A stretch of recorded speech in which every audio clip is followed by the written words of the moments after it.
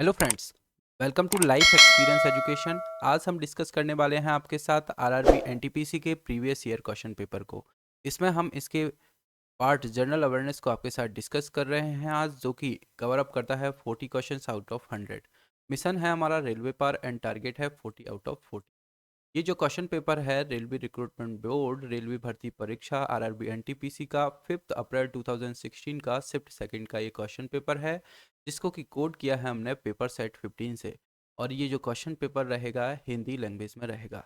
तो आइए स्टार्ट करते हैं क्वेश्चन पेपर को बिना किसी देरी के। क्वेश्चन नंबर फर्स्ट के साथ, इंदिरा गांधी की जीवनी के लेखक का नाम क्या था? तो इनकी एक फ्रेंड थी पुपुल जेकर, का नाम काफ़ी बार आया है। यदि आपने एक एपिसोड आता था इंदिरा गांधी, एपिसोड आता था प्राइम मिनिस्टर, प्रधानमंत्री, हिंदी में ही आता था ये प्रधानमंत्री। इस एपिसोड को देखा होगा तो काफ़ी इनका नाम आया है, इनके डिटेल में डिस्कशन आया है। तो सी इसका हो जाएगा करेक्ट आंसर। इनकी जीवनी, जो इंदिरा गांधी जी की जीवनी थी, इनको इनकी ये फ्रेंड थी पीपल जैकर, इनके द्वारा लिखा गया था। तो सी इसका है करेक्ट आंसर। नेक्स्ट क्वेश्चन है क्वेश्चन नंबर सेकंड, तरल पदार्थ के घनत्व को नापने के लिए किसका प्रयोग किया जाता है? तो तरल पदार्थ जो रहता है उसका डेंसिटी, घनत्व को नापने के लिए हाइड्रोमीटर का उपयोग किया जाता है। तो बी हो जाएगा correct answer. Question number third है, बायोडाइवर्सिटी किससे से संबंधित है? किससे संबंधित है बायोडाइवर्सिटी? ऑप्शंस देखें। ठोस कचरे का पुनर्चक्रण, पृथ्वी पर जीवन की विविधता, संस्कृति और परंपराओं का संरक्षण, या फिर जानवरों का अध्ययन। तो बायोडाइवर्सिटी यानी कि जो पृथ्वी पर जीवन की विविधता को ये दर्शाता है। तो बी इसका हो जाएगा correct answer. Question number fourth है, भारत द्वारा जीते गए 2011 क्रिकेट विश्व कप में मैन ऑफ द सीरीज श्रृंखला का सर्वश्रेष्ठ खिलाड़ी किसे चुना गया था? तो 2011 में इंडिया ने क्रिकेट विश्व कप जीता था। इसमें जो मैन ऑफ द सीरीज दी गई थी, यदि इंडियन क्रिकेट टीम के आप फैन हैं या फिर क्रिकेट के फैन हैं तो आसानी से आप इसको लगा सकते थे, युवराज सिंह को ये दी गई थी। काफ़ी नाम आया था इनका। बी हो जाएगा इसका करेक्ट आंसर। अब बात करें, अब जो करंट में जो एग्ज़ाम्स होंगे उसमें क्या पूछा जा सकता है? तो जो 2019 में क्रिकेट वर्ल्ड कप हुआ है, ये किसने होस्ट किया है? इंग्लैंड एंड वेल्स के द्वारा इसको होस्ट किया गया है। और साथ ही में बात करें, इसका जो चैंपियन टीम कौन थी? तो इंग्लैंड थी। और इंग्लैंड ने फर्स्ट टाइटल अभी तक जीता है वर्ल्ड कप में। और रनर अप रही है कौन? न्यूजीलैंड। साथ ही में बात करें player of the series, Kane Williamson रहे हैं। मोस्ट रन बनाए थे रोहित शर्मा के द्वारा। और अब नेक्स्ट क्वेश्चन ये भी बन सकता है, जो नेक्स्ट वर्ल्ड कप होगा 2023 में होगा, और इसको होस्ट कौन करेगा? इसको होस्ट कर रहा है 2023 के वर्ल्ड कप को इंडिया। इसको होस्ट करेगा इंडिया 2020 के वर्ल्ड कप को। और ये कौन से नंबर का होगा? 13th एडिशन रहेगा ये। तो इससे पहले कौन सा था? 12th एडिशन ये था। तो इतना कुछ आपको याद रखना है। बी हो जाएगा इसका करेक्ट आंसर। नेक्स्ट क्वेश्चन की तरफ बढ़ते हैं। होलुक गिवन, होलुक गिवन नामक जानवर कहाँ पाया जाता है? तो ये पाया जाता है अरुणाचल प्रदेश में। तो डी इसका हो जाएगा करेक्ट आंसर। नेक्स्ट क्वेश्चन की तरफ बढ़ते हैं। टीपू सुल्तान मस्जिद कहाँ पर स्थित है? तो जो टीपू सुल्तान मस्जिद है ये है कोलकाता में स्थित। तो सी इसका हो जाएगा करेक्ट आंसर। साथ ही में कोलकाता से एक और क्वेश्चन बनता है, तो कोलकाता किस नदी के किनारे बसा हुआ है? तो कोलकाता बसा हुआ है हुगली नदी के किनारे। और बात करें कोलकाता की, यानी कि वेस्ट बंगाल की, पश्चिम बंगाल की, इसकी सीएम है ममता बनर्जी। और इसके गवर्नर कौन है? जगदीप धनखड़ हैं यहाँ के गवर्नर। साथ ही में यहाँ पर सुंदरबन एंड बक्सा नेशनल पार्क यहाँ पर फेमस है। और यहाँ का जलदपारा और Mahananda wild life sanctuary famous है। इतना कुछ आपको पश्चिम बंगाल से याद रखना है। सी हो जाएगा करेक्ट आंसर। नेक्स्ट क्वेश्चन है, गीत अमर सोनार बंगला की रचयिता कौन है? तो अमर सोनार बंगला की रचयिता रविन्द्रनाथ टैगोर जी हैं। तो ए उसका हो जाएगा करेक्ट आंसर, जो कि बाद में चलकर बांग्लादेश का नेशनल सॉन्ग, नेशनल राष्ट्रीय गीत बना था बांग्लादेश का। तो ए हो जाएगा करेक्ट आंसर। नेक्स्ट क्वेश्चन है, IRS 1A भारत का एक एक क्या था? पहला परिचालनात्मक दूर संवेदी उपग्रह था IRS 1A। ए इसका हो जाएगा करेक्ट आंसर।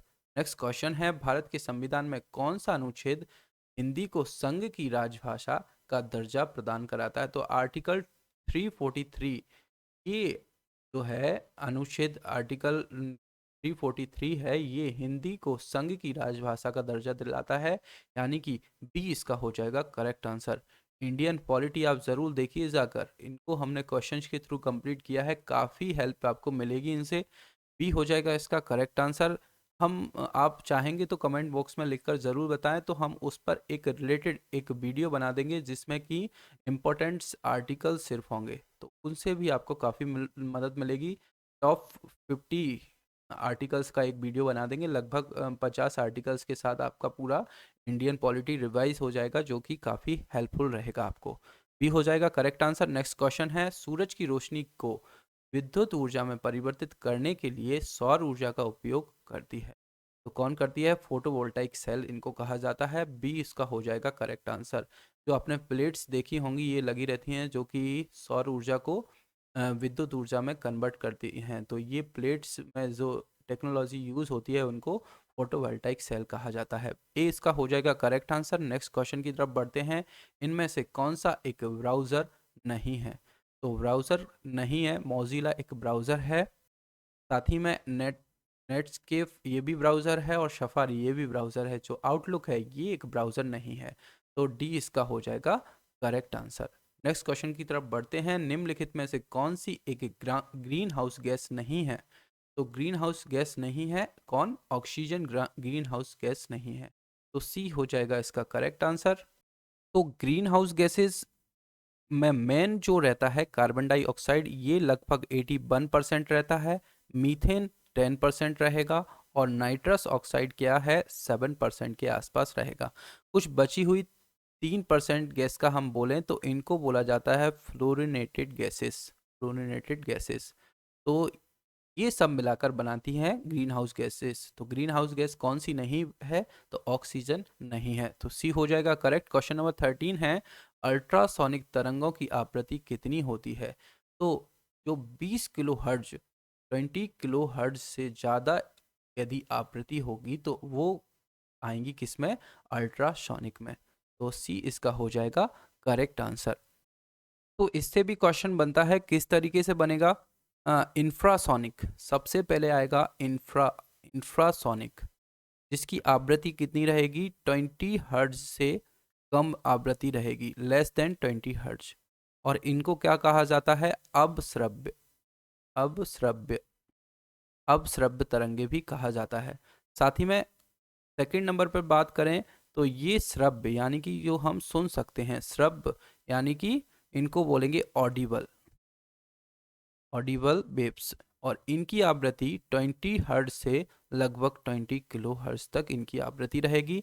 फिर आती हैं कौन सी? पराश्रव्य, पराश्रव्य, और इनको कहेंगे अल्ट्रासोनिक, अल्ट्रासोनिक वेव्स, और जो कि ग्रेटर देन 20 किलो हर्ट्ज रहेगी इनकी आवृत्ति। तो सी इसका हो जाएगा, जो अल्ट्रासोनिक तरंग रहेंगी उनकी आवृत्ति कितनी? 20 किलो हर्ट्ज से ज़्यादा रहेगी, सी हो जाएगा करेक्ट। नेक्स्ट क्वेश्चन है, एक तत्व की परमाणु संख्या किसके बराबर होती है? तो जो तत्व की परमाणु संख्या रहेगी ये उसके प्रोटॉनिक की संख्या के बराबर होगी, तो डी इसका हो जाएगा करेक्ट आंसर। अब इससे भी कभी कभी क्वेश्चन बनते हैं, केमिस्ट्री में भी क्वेश्चन बनता है, यदि हम किसी परमाणु को इस तरीके से लिखें ZXA, तो Z क्या होगा? उसमें number of proton, number of proton, और यही होगा नंबर ऑफ इलेक्ट्रॉन के।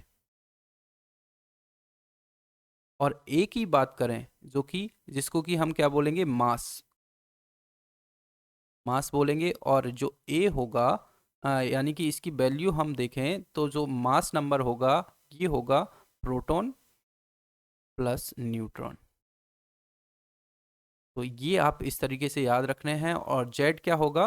परमाणु संख्या, परमाणु संख्या, जेड परमाणु संख्या होगा, और ये ए होगा परमाणु द्रव्यमान। ठीक है, तो जो परमाणु संख्या होगा वो किसके बराबर होगी? तो Z नंबर ऑफ प्रोटॉन्स के बराबर होगी, तो डी इसका हो जाएगा करेक्ट आंसर। नेक्स्ट क्वेश्चन की तरफ बढ़ते हैं, कौन सी आईपीएल टीम निष्क्रिय या समाप्त टीम नहीं है? तो कौन सी नहीं है? गुजरात लायंस, ये टीम समाप्त नहीं है, बी हो जाएगा करेक्ट आंसर। नेक्स्ट क्वेश्चन है, पीसी को वायरलेस नेटवर्क से कनेक्ट करने के लिए कौन सा डिवाइस आवश्यक है? तो राउटर आपने सुना होगा, राउटर लगाते हैं पीसी को वायरलेस नेटवर्क से कनेक्ट करने के लिए, तो ए इसका हो जाएगा करेक्ट आंसर। नेक्स्ट क्वेश्चन है, कला सिनेमा जगत में योगदान के लिए पद्म विभूषण पुरस्कार से 2016 में किसको सम्मानित किया गया है? तो किसको? रजनीकांत को 2016 में सम्मानित किया गया था। ए इसका हो जाएगा करेक्ट आंसर। नेक्स्ट क्वेश्चन की तरफ बढ़ते हैं। क्वेश्चन नंबर 18 है, कौन सी धातु अधिक वायु प्रदूषण का कारण बनती है? तो जो शीशा है ये अधिक वायु प्रदूषण का कारण बनती है, तो बी इसका हो जाएगा करेक्ट आंसर। क्वेश्चन नंबर 19 है, मधेशी समुदाय के लोग कहाँ के निवासी हैं? तो मधेशी ये जो प्रजाति है ये कहाँ पाई जाती है? नेपाल में। मधेशी समुदाय के लोग नेपाल के निवासी रहते हैं, तो सी इसका हो जाएगा करेक्ट आंसर। और बात करें नेपाल की, तो नेपाल का जो कैपिटल है ये क्या है? काठमांडू। काठमांडू कैपिटल है। और इसके जो प्रेसिडेंट हैं कौन है? विद्या देवी भंडारी। और प्राइम मिनिस्टर कौन है? प्राइम मिनिस्टर कौन है? केपी शर्मा ओली। तो इनका नाम भी आपको याद रखना है। सी उसका हो जाएगा करेक्ट आंसर। नेक्स्ट क्वेश्चन है, इनमें से किस शहर में तारामंडल नहीं है? तो मैसूर में नहीं है तारामंडल, तो बी हो जाएगा इसका करेक्ट आंसर। नेक्स्ट क्वेश्चन है, दादर एंड नागर हवेली की राजधानी कहाँ है? तो ये दादर और नागर हवेली की राजधानी सिलवासा में है, तो सी इसका हो जाएगा करेक्ट आंसर। नेक्स्ट क्वेश्चन है, भारतीय मूल के उस व्यक्ति का नाम बताइए जिसने 2015 में महारानी एलिजाबेथ द्वितीय से नाइटहुड का सम्मान प्राप्त किया था। तो 2015 में उस भारतीय व्यक्ति का नाम है हरपाल सिंह कुमार, जिसने कि नाइटहुड का सम्मान प्राप्त किया था। बी इसका हो जाएगा करेक्ट आंसर। क्वेश्चन नंबर 23 है, निम्नलिखित में से कौन सा एक महत्वपूर्ण शहर नील नदी के तट पर स्थित है? तो नील नदी के तट पर स्थित है कौन सा? अलेक्जेंड्रिया, सिकंदरिया शहर। तो बी इसका हो जाएगा करेक्ट आंसर। और बात करें नील रिवर, नील नदी की, तो ये संसार की सबसे लंबी रिवर है, सबसे लंबी नदी है, जो कि अफ्रीका, कहाँ की है ये? अफ्रीका, अफ्रीका की कहाँ से निकलती है? जो सबसे बड़ी झील है अफ्रीका की, विक्टोरिया झील, यहाँ से निकलती है ये नील नदी। और सबसे चौड़ी पूछा जाए तो चौड़ी कौन सी है? चौड़ी नदी कौन सी है? अमेजन। तो ये भी आपको याद रखना है, संसार की सबसे चौड़ी अमेजन और सबसे लंबी कौन है? नील नदी। तो बी हो जाएगा करेक्ट आंसर। नेक्स्ट क्वेश्चन है, एपिडेमियोलॉजी, एपिडेमियोलॉजी क्या है? तो एपिडेमियोलॉजी एक टाइप की स्टडी है, और ये किस से रिलेटेड है? बड़ी आबादी में रोग की घटना एवं उसके प्रसार का अध्ययन को कहा जाता है एपिडेमियोलॉजी। तो ए हो जाएगा करेक्ट आंसर। क्वेश्चन नंबर 25 है, निम्नलिखित में से कौन सी घाटी कोयला भंडार की बड़ी मात्रा के लिए जानी जाती है? तो कोयला भंडार के लिए कौन सी दामोदर घाटी जानी जाती है? तो बी इसका हो जाएगा करेक्ट आंसर। तो आपने नाम सुना होगा दामोदर रिवर का। जो दामोदर है ये पश्चिम बंगाल तथा झारखंड में बहने वाली एक नदी है, और इस नदी के जल से एक महत्वाकांक्षी पनबिजली परियोजना, जिसको कि दामोदर घाटी परियोजना चलाई जाती है। दामोदर जो नदी है झारखंड के छोटा नागपुर क्षेत्र से निकलकर पश्चिमी बंगाल में पहुंचती है, और हमने बात की थी जो कोलकाता में हुगली रिवर है, उस नदी के समुद्र में गिरने से पहले ये हुगली में मिल जाती है। तो बी हो जाएगा करेक्ट आंसर। नेक्स्ट क्वेश्चन है, इलाहाबाद में त्रिवेणी जो है, त्रिवेणी संगम किसका संगम माना जाता है? तो तीन नदियों का संगम माना जाता है त्रिवेणी। तो बी इसका हो जाएगा करेक्ट आंसर। नाम से ही आपको पता चल रहा है, थ्री, थ्री यानी कि तीन। अब बात करें जो त्रिवेणी संगम है, ये तीन नदियों का, कौन कौन सी? गंगा, यमुना और साथ में सरस्वती, इन तीन नदियों का संगम माना जाता है। अब सरस्वती के बारे में कई भ्रम भी हैं कि ये लुप्त हो चुकी है, तो दो ही नदियां बची हैं जिसको कि प्रयागराज में संगम के नाम से भी हम जानते हैं। तो 20 का हो जाएगा करेक्ट आंसर। नेक्स्ट क्वेश्चन की तरफ बढ़ते हैं, मुगल शासकों के बीच प्रचलित भाषा कौन सी थी? तो जो मुगल शासक हुआ करते थे उस टाइम पर जो प्रचलित भाषा थी ये थी फारसी। तो डी इसका हो जाएगा करेक्ट आंसर। इंडियन हिस्ट्री में हम इनको डिस्कस कर चुके हैं। नेक्स्ट क्वेश्चन 28 है, सेरीकल्चर। सेरीकल्चर किससे संबंधित है? तो जो सेरीकल्चर है, ये जो रेशम के कीड़े होते हैं उनका पालन से संबंधित है सेरीकल्चर। सी हो जाएगा इसका करेक्ट आंसर। नेक्स्ट क्वेश्चन है, वोल्ट मीटर वोल्टेज को मेजर करता है, तो अमीटर करंट को मेजर करेगा, तो बी इसका हो जाएगा करेक्ट आंसर। नेक्स्ट क्वेश्चन है, भारत में राष्ट्रीय खेल दिवस कब मनाया जाता है? तो राष्ट्रीय खेल दिवस मनाया जाता है 29 अगस्त, 29 अगस्त को ये मनाया जाता है। सी इसका हो जाएगा करेक्ट आंसर। और किसकी याद में ये मनाया जाता है? हॉकी। हॉकी के जादूगर किसको कहा जाता है? हॉकी के जादूगर कहा जाता है मेजर ध्यानचंद। मेजर ध्यानचंद, और इन्हीं की जयंती पर ये राष्ट्रीय खेल दिवस मनाया जाता है। सी इसका हो जाएगा करेक्ट आंसर। नेक्स्ट क्वेश्चन की तरफ बढ़ते हैं। सामान्यतः स्वस्थ के लिए रक्त में पीएच की सीमा कितनी होनी चाहिए? तो पीएच मान जो स्वस्थ मनुष्य के रक्त का होता है, ये थोड़ा क्षारीय प्रकृति का होता है, बेसिक नेचर का ये होता है। तो ये कितना होगा? 7.35 से 7.45, यानी कि सी इसका हो जाएगा करेक्ट आंसर। साथ ही में बात करें, ये है पीएच स्केल जो 7 है, ये होगा न्यूट्रल। इससे आगे बढ़ेंगे 8, 9, 10 की तरफ, तो ये होगा क्षारीय प्रकृति का, और इससे कम यदि होंगे तो ये होगा अम्लीय प्रतीक प्रतीक अम्लीय प्रकृति का। तो ये भी आपको याद रखना है। सी है करेक्ट आंसर। नेक्स्ट क्वेश्चन है, उस केंद्र शासित प्रदेश का नाम बताइए जो केंद्र सरकार द्वारा घोषित प्रस्तावित स्मार्ट शहरों की एक ली सूची में शामिल है। तो कौन सा है ये? नई दिल्ली। नई दिल्ली है जो कि स्मार्ट शहरों की सूची में शामिल है। सी इसका हो जाएगा करेक्ट आंसर। और आपकी जानकारी के लिए बता दें, जितने भी केंद्र शासित प्रदेश होते हैं उसमें गवर्नर ना होकर लेफ्टिनेंट गवर्नर नियुक्त किए जाते हैं। तो आपके लिए आज का क्वेश्चन क्या है कि जो दिल्ली के लेफ्टिनेंट गवर्नर कौन है, ये आपको बताना है कमेंट बॉक्स में। सी हो जाएगा इसका correct answer. Next question, question number 33 है, छाती के आसपास की हड्डियों को क्या कहा जाता है? तो जो छाती के आसपास की ये हड्डियां होती हैं जो कि इस शेप में ये बनी रहती हैं, इनको क्या कहा जाता है? ये पेयर में बनी रहती हैं दोनों साइड, तो इनको कहा जाता है रिब्स। रिब्स इनको कहा जाता है। सी इसका हो जाएगा करेक्ट आंसर। नेक्स्ट क्वेश्चन की तरफ बढ़ते हैं। हाल ही में कौन सी खोज विज्ञान के क्षेत्र में एक बड़ी सफलता के रूप में मानी जाती है? तो गुरुत्वाकर्षण तरंगों का पता लगाना, ये एक बड़ी वैज्ञानिक खोज मानी जाती है। बी इसका हो जाएगा करेक्ट आंसर। नेक्स्ट क्वेश्चन की तरफ बढ़ते हैं। क्वेश्चन नंबर 35 है, पीडीएफ का पूरा नाम क्या है? पीडीएफ यानी कि पोर्टेबल डॉक्यूमेंट फॉर्मेट, इसका नाम आपको याद रखना है। सी इसका है करेक्ट आंसर। कई बार इस तरह के क्वेश्चन बनते हैं फुल फॉर्म से जो कि कंप्यूटर से रिलेटेड रहते हैं। सी हो जाएगा करेक्ट आंसर। क्वेश्चन नंबर 36 है, चंद्रयान फर्स्ट चंद्रमा पर खोजबीन के लिए जाने वाला भारत का पहला यान को कब लॉन्च किया गया था? तो ये लॉन्च किया गया था सन 2008 में। बी इसका हो जाएगा करेक्ट आंसर। और बात करें इसको किसके द्वारा लॉन्च किया गया था? इसरो के द्वारा, यानी कि इंडियन स्पेस रिसर्च ऑर्गेनाइजेशन, यानी कि भारतीय अंतरिक्ष अनुसंधान संगठन। और इसका फॉर्मेशन आप सभी को पता ही है, 1969 में हुआ है। और इसका हेडक्वार्टर पूछ लिया जाता है जो कि कहाँ पर है? बेंगलोर में।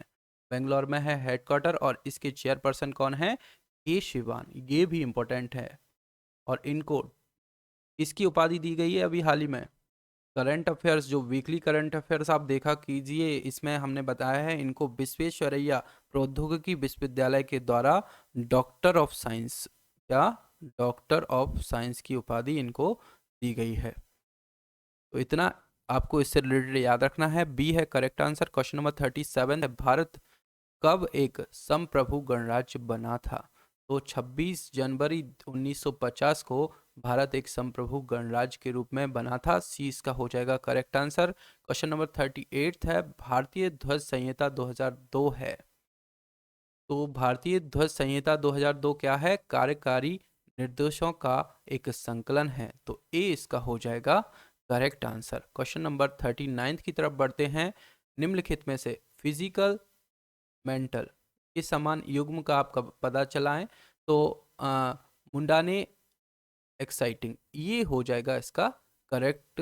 युग में एक जोड़ा यदि देखें तो डी हो जाएगा करेक्ट आंसर। क्वेश्चन नंबर 40 है, पिच ब्लेंडे, पिच ब्लेंडे किससे संबंधित है? तो पिच ब्लेंडे किससे? यूरेनियम से संबंधित है, बी हो जाएगा इसका करेक्ट आंसर। तो जो पिच ब्लेंडे है ये यूरेनाइटाइड, जो यूरेनाइटाइड है उसके लिए जाना जाता है। एक खनिज मुख्य रूप से जो कि ऑक्साइड में शामिल हैं, जो कि यूरेनियम के अयस्क बनाते हैं, उसके लिए ये जाना जाता है। और जो पिच, इसको नाम दिया गया है पिच, पिच यानी कि एक तरह का खनिज पिच की तरह ये काले रंग का होता है, इसलिए इसको पिच ब्लेंडे कहा जाता है। ये यूरेनियम से रिलेटेड है, बी हो जाएगा करेक्ट आंसर। ये आज की सीरीज का हमारा लास्ट क्वेश्चन था। लेक्चर आपको पसंद आए तो लाइक एंड शेयर ज़रूर किया कीजिए अपने फ्रेंड्स के साथ, और लाइफ एक्सपीरियंस एजुकेशन के साथ जुड़ने के लिए चैनल को सब्सक्राइब भी कीजिए। Thank you.